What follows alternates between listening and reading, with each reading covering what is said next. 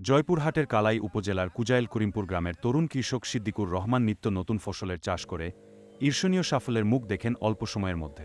এ বছর তিনি 10 বিঘা জমিতে সাঁচি লাউ, জিঙ্গা, চিংচিঙ্গা, কুমড়াসহ নানা জাত ও ধরনের সবজি চাষ করছে।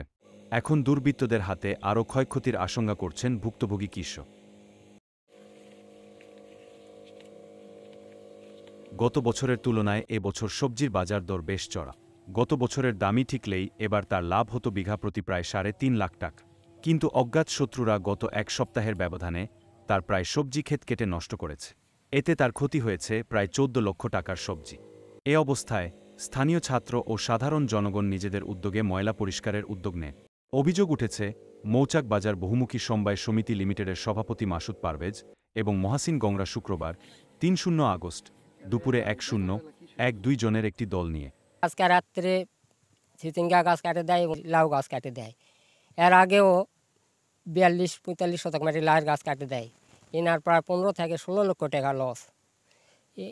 যারা করেছে এরা তো মানুষ লয়, এদের কোনো বৃদ্ধি ব্যবস্থা আছে নাকি আপনারা করেন? আমরা কৃষক মানুষ, এই ফসলের উপর আমরা নির্ভর করি। এই ফসল না করলে আমরা খুবই তো কষ্ট থাকি, আর এই ফসলটা হলে আমরা খুবই খুশি থাকি।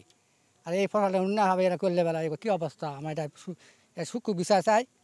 এই গত বৃহস্পতিবারে কিছু 1.5 বিঘা মাটির গাছ কাটে ফেলতেছে। আজকাল রাতেও 2 বিঘা মাটির গাছ কাটে ফেলতেছে। আমরা এমন একটা সুষ্ঠু বিচার চাই যে যান দেশের লোক দেখে যান ভয়ে কাপড় দিতে, এই ধরনের কাজ জীবনে করা যাবে না। আমরা এই ফসল ফালাই খুব কষ্টে। আমরা এই বীজ উৎপাদন করবা গেলে 10-12 বিঘা মাটি উৎপাদন করবে 10-15টা লোক লাগে, কোনো দিন 20টা লোক লাগে। এই বীজ আমরা সংগ্রহ করে ওকে বীজটা আমরা ফালার পর খুব খাটাখাটনি করা লাগে। তারপরে ফল ধরার পর আমরা আনন্দ একটু পাই। আনন্দ পালে আমরা মানে খুব আনন্দের কাজ কামকার করি সিদ্দিকের বাড়ির করার পর যখন ফল কাটি তাও খুব সুন্দর আনন্দ লাগে। আনন্দের মাঝে আমরা এই কাজ খুব সুন্দরভাবে করি। এখন এই বিভ্রান্তের মধ্যে পড়ে গেছে, গাছগুলা কাটে দিছে, কাটে দেওয়ার পর আমাকে আনন্দগুলা শেষ। খুবই কষ্টজনক আমরা আছি। তার মধ্যে এই দুষ্কৃত লোকগুলো আসে, ওকে বিভিন্ন লোকজন আসে গাছগুলা কাটে দিয়েছে হাতের আধারে, কাটে দেওয়ার পর ইনাদের যান বিচার সুষ্ঠু মতন আমরাই যান পাই।